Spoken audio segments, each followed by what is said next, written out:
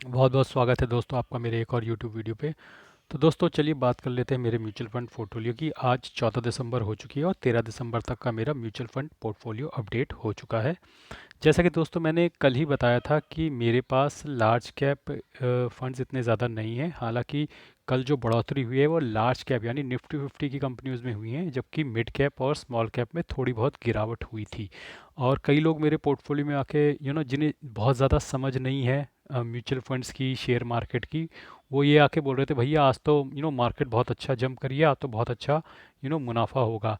लेकिन मैं उन्हें कल ही ये बात समझा रहा था कि भैया मार्केट जो उठी है वो निफ्टी 50 की उठी है, यानी लार्ज कैप शेयर्स की उठी है, और मेरे पोर्टफोलियो में मिड कैप और स्मॉल कैप ज़्यादा हैं। तो मिड कैप और स्मॉल कैप का जो इंडेक्स है वो तो गिरा ही है कल थोड़ा थोड़ा।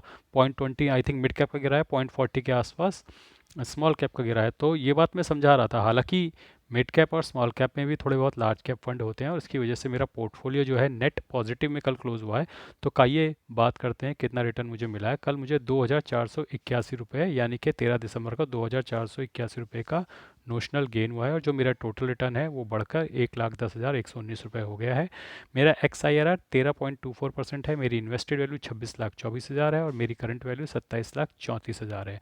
तो आइए देख लेते हैं दोस्तों किस किस फंड ने कल मुझे पॉजिटिव रिटर्न दिया और कौन कौन से फंड्स ने नेगेटिव रिटर्न दिया। स्टार्ट करते हैं मोतीलाल ओसवाल मिड कैप से, जिसने मुझे कल 1,045 रुपये का पॉजिटिव रिटर्न दिया है। मिड कैप का होने के बावजूद इसने कल मुझे पॉजिटिव रिटर्न दिया है, जबकि मोतीलाल मिड कैप फंड कल नेगेटिव में बंद हुए हैं। तो ये बहुत इंप्रेसिव है, क्योंकि इंडेक्स डाउन था फिर भी इसने मुझे पॉजिटिव रिटर्न दिए हैं।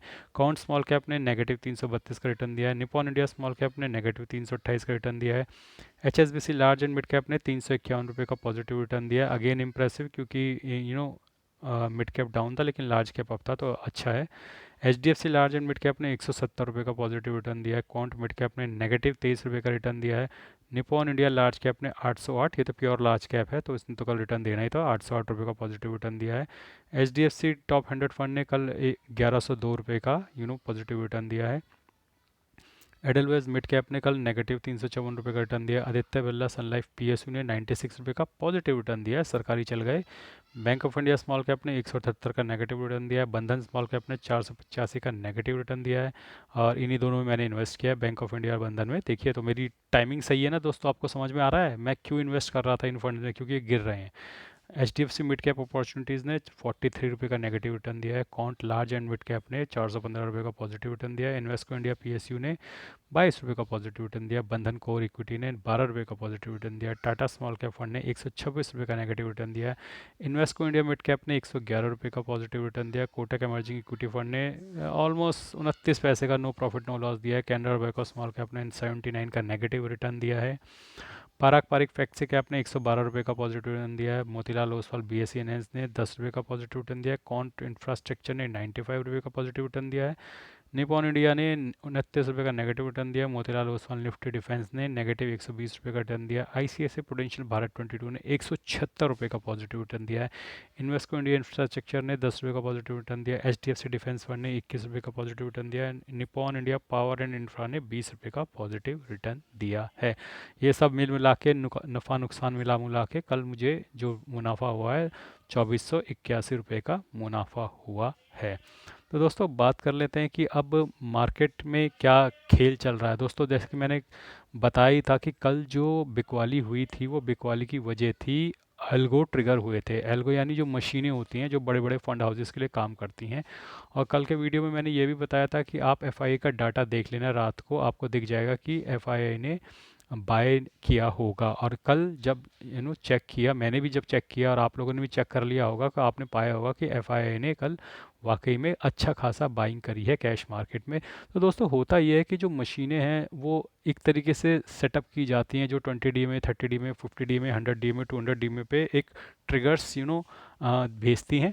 तो मैकेनिकल जो मशीनी चीज़ें हैं वो लगभग एक जैसे ही नंबरों पे काम करती हैं, उनके एल्गोज लगभग एक जैसे फिगर्स पे ही ट्रिगर होते हैं। तो कल 24,200 के नीचे जैसे ही मार्केट गया, सारे एफ के एल्गोस ट्रिगर हो गए और अचानक से बहुत तगड़ी बाइंग आ गई। तो ये इंसानों द्वारा लाई गई बाइंग नहीं थी, कल तो मशीनों द्वारा लाई गई बाइंग थी और अच्छी खासी बाइंग हुई। पहले जो रिटेलर्स हैं, जो कॉल लेकर बैठे थे, उनको अच्छे से पीटा नीचे ले जाके। फिर जब नीचे गए तो फिर ऊपर लाके फिर उन्हें पीटा जो नीचे का ट्रेड लेके बैठे। तो सबकी पिटाई करी है कल मार्केट में, सबके स्टॉप लॉस हंट हुए हैं। जो अब इसमें होता क्या है कि ये जो बड़े बड़े ट्रेडर्स होते हैं, जैसे ग्रो ऐप हो गया या ज़ीरोधा हो गया, या छोटे मोटे जितने भी होते हैं, ये फंड हाउसेस के साथ कोलैबोरेट करके रखते हैं, और ये बता देते हैं फंड हाउसेस को कि यहाँ पर इन आम आम लोगों के, हमारे जैसे आपके मेरे जैसे लोगों के स्टॉप लॉस लगे हुए हैं। तो क्या होता है कि वो मशीन है, उसके अंदर वो फीड डाल दिया जाता है कि आपको इतना नीचे ले जाके ऊपर आना है। और जब तक हमारा जैसा रिटेलर आम आदमी पैसा लूज़ यानी खोएगा नहीं, तब तक बड़े लोग कमाएंगे नहीं। तो आम लोगों ने जो स्टॉप लॉस लगा रखे थे 24,200, 24,300, वो सब उड़ गए कल, सारे स्टॉप लॉसेस हिट हुए और अच्छा खासा नुकसान हुआ रिटेलर्स को। और जब रिटेलर्स को अच्छा खासा नुकसान होता है तो ये सारा पैसा जाता है बड़ी पॉकेट वालों के पास, जो बड़े लोग हैं उनकी जेब में सारा पैसा जाता है। तो कल उन्होंने एक गेम खेली, जो इनको इन्फॉर्मेशन मिलती है, चाहे ग्रो ऐप देता हो चाहे ज़ीरोधा देता हो, जितने भी ब्रोकर्स हैं सब बेचते हैं इन्फॉर्मेशन, ऐसा कोई नहीं है जो इन्फॉर्मेशन नहीं बेचता। खासकर से ये जो ज़ीरो ब्रोकरेज वाले ब्रोकर हैं, ये लोग कैसे कमा रहे हैं, वो इसी तरीके से कमाते हैं। जितने भी उसमें स्टॉप लॉस लगे हुए होते हैं, सारी इन्फॉर्मेशन बड़े फंड हाउसेस को दे दी जाती है। बड़े फंड हाउसेस वो सारे स्टॉप लॉस हिट करवा लेते हैं रिटेलर्स के और अपनी जेब में सारा पैसा भर कर ले जाते हैं। तो कल बड़ी ज़बरदस्त मैनिपुलेशन हुई। मैनिपुलेशन इलीगल नहीं है, लेकिन हाँ, ये कुछ इलीगल नहीं किया उन्होंने, मैं ये भी बोल दूंगा। सब कुछ लीगल तरीके से ही होता है, और अगर आपके पास पैसा है तो आप जब मर्जी खूब सारा पैसा डाल सकते हैं, जब मर्जी खूब सारा पैसा निकाल सकते हैं शेयर मार्केट से। तो ऐसा कोई मना ही नहीं है। लेकिन जब आपके पास डेटा भी हो और आपको पता हो कि अगला क्या कर रहा है, तो फिर आप अपने बिग मनी से उस बंदे के प्रॉफिट को इम्पैक्ट कर सकते हो। वही कल बिग मनी ने किया और काफ़ी रिटेलर्स का पैसा खाया है। और क्योंकि अब मैं देखने में आ रहा है कि वो जो पहले bank Nifty, fin Nifty, mid cap Nifty की वो जो वीकली क्लोजिंग हुआ करती थी एफ एंड ओ में, तो वो तो अब बंद हो गई है। तो अब इन लोगों को खेलने के लिए कोई जगह बची नहीं, तो अब ये लोग कैश मार्केट में उतर आए हैं। जी हाँ दोस्तों, जो कैश मार्केट है जहाँ शेयर्स ट्रेड होते हैं, अब इसमें उतर आए हैं। तो अब यहाँ पर भी वाइल्ड स्विंग चला करेंगे, जैसे एफ एंड ओ में स्विंग चला करते थे, क्योंकि अब इन लोगों को आदत तो हो गई है रिटेलर्स का पैसा खाने की। तो वो, लेकिन जहाँ वो खाया करते थे मिड कैप निफ्टी की जो क्लोजिंग होती थी, या फिर बैंक निफ्टी की क्लोजिंग होती थी, या फिर फिन निफ्टी की क्लोजिंग होती, यहाँ वो खाया करते थे, ये सब बंद हो गया। तो अब बचे हैं एनएससी का सिर्फ एक ही बचा है, निफ्टी फिफ्टी की क्लोजिंग जो वीकली होगी, और अपना सेंसेक्स का जो बीएसई का है। तो अब यही दो प्लेटफॉर्म बचे हुए हैं, इन्हीं दो प्लेटफॉर्म के ज़रिए वो हंटिंग किया करेंगे, और कैश मार्केट में भी वो अब हंटिंग किया करेंगे इस तरीके से। अब जैसे इंडेक्स घूम रहा था कल, इस तरीके से तो ऐसा लग रहा था जो शेयर घूमता है उस तरीके से इंडेक्स घूम रहा था। तो ये बहुत रिस्की और मैनिपुलेटेड होता जा रहा है, और आने वाले समय में ये मैनिपुलेशन बढ़ती रहेगी और ऐसा ही रहेगा। मतलब मार्केट कभी ऊपर जाएगी, कभी नीचे आएगी। तो ऐसे सिचुएशन में जो कमाने का बेस्ट तरीका होता है वो म्यूचुअल फंड्स ही होते हैं। और क्योंकि ये बड़े फंड हाउसेज हैं, इन्हें हमसे ज़्यादा इन्फॉर्मेशन होती है, तो ये कहीं ना कहीं सही समय पे बाय सेल ट्रिगर करके आपके लॉसेस को भी यू नो बचाएंगे, कैप करेंगे, प्लस आपके प्रॉफिट्स भी आपको अच्छे दिलवाने में मदद करेंगे। तो दोस्तों बने रहिए, छोटे समय के लिए इन्वेस्ट करके परेशान मत होइए। देखिए, म्यूचुअल फंड जर्नी में कई अप एंड डाउन आएंगे, मैनिपुलेशन तो होती थी, होती है और होती रहेगी। आपको उससे घबराना नहीं है, आपको इन्वेस्टेड रहना है। पैसा डालिए, नियमित समय पे थोड़ा थोड़ा डालते रहिए। मेरे कहे से नहीं डालना, मेरे कहे से मत डालिए, ऑटोमेटेड एसआईपी करके डाल लीजिए, कोई दिक्कत नहीं है, लेकिन लंबे समय तक डालिए। देखिए, कोई मेरे से कल पूछ रहा था, भैया मैंने पैसे डाल दिए, क्या मुझे नुकसान होगा, मार्केट तो कल बढ़ गई। देख भाई, मैं फिर से बता रहा हूँ, म्यूचुअल फंड में नुकसान उसी को होता है जो जल्दबाजी करता है। ठीक है, जल्दबाजी नहीं करनी है। तूने कल भी 1 करोड़ रुपया डाल दिया हो, 50 लाख डाल दिया, उससे कोई फ़र्क नहीं पड़ता, लेकिन कम से कम 5-7 साल के लिए इन्वेस्ट हो। ठीक है, कम से कम 5-7 साल के लिए इन्वेस्ट हो। तूने कल भी डाला होगा ना बढ़ती हुई मार्केट में, तो भी तू कमाएगा, तो उसकी टेंशन नहीं लेनी। अपना ड्यूरेशन बढ़ाओ, अपना टेन्योर बढ़ाओ। ठीक है, म्यूचुअल फंड में वही अमाउंट डालो जो आप डालकर भूल सको। अगर आपको उस पैसे की ज़रूरत है 1 साल बाद, 2 साल बाद, तो उसको म्यूचुअल फंड में मत डालो, उसको एफडी में डालो। ठीक है, उसको एफडी में रखो। म्यूचुअल फंड में वो पैसा डालना चाहिए जिसे डालकर आप भूल जाओ, डालकर भूल जाओ, डालते रहो भूलते रहो, थोड़ा थोड़ा डालते रहो। कौन कह रहा है अपनी पूरी कैपिटल डाल दो उसमें। अब अगर आपको सैलरी कम है, पैसे कम हैं आपके पास, तो थोड़ा थोड़ा कैपिटल डालते रहो। 10,000 डाल लो महीने का, 5,000 डाल लो महीने का, 2,000 डाल लो महीने का, डालते रहो। लेकिन लंबे समय तक रहो।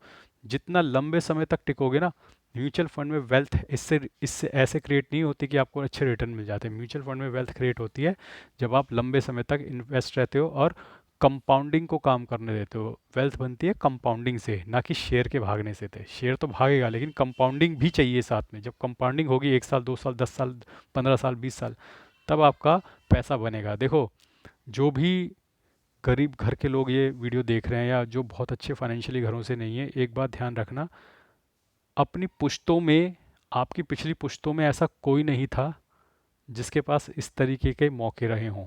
मैं फिर से बता रहा हूँ, ध्यान से सुनना। आज तक के आपकी जो पुश्तें आई हैं उनमें ऐसा कोई भी नहीं था जिसके पास इस तरीके के मौके रहे हों करोड़पति बनने के और पैसा बनाने के। तो आप वो पहली जनरेशन, क्योंकि अगर आप गरीब हो तो आप पहली जनरेशन हो जिसके पास ये मौका है। और अगर आप यंग हो, 24-25 साल के हो, तो आपके पास सुनहरा मौका है। 20 साल के लिए इन्वेस्ट हो जाओ और पर्टिकुलर एक अमाउंट डालते रहो और उसे स्टेप अप करते रहो जैसे जैसे आपकी तनख्वाह बढ़ती रहे। मैं आपको गारंटी से लिख के देता हूँ, आपकी आने वाली जनरेशन आपको धन्यवाद करेंगी, क्योंकि आप करोड़पति हो जाएंगे 20 साल में। बस चुपचाप पैसा डालते रहो और स्टेप अप करते रहो जैसे जैसे तनख्वाह बढ़ती जाए। जैसे मान लो आप अभी आप 2,000 रुपये डालते हो, जैसे तनख्वाह बढ़े 3 कर लेना, तनख्वाह और बढ़े 4 कर लेना, ऐसे बढ़ाते रहना। आप 20 साल में करोड़पति बन जाओगे। ठीक है, और अच्छे खासे करोड़पति बन जाओगे। जो पहला 1 करोड़ होता है वो मुश्किल होता है, उसके बाद पावर ऑफ कंपाउंडिंग चलती जाती है और आप तगड़ा कमाते हो। तो दोस्तों, आज के लिए बस इतना ही। उम्मीद करता हूँ आपको मेरा वीडियो पसंद आया होगा और जल्दी मैं एक और यूट्यूब वीडियो के साथ फिर से हाजिर होऊंगा। धन्यवाद, गुड बाय।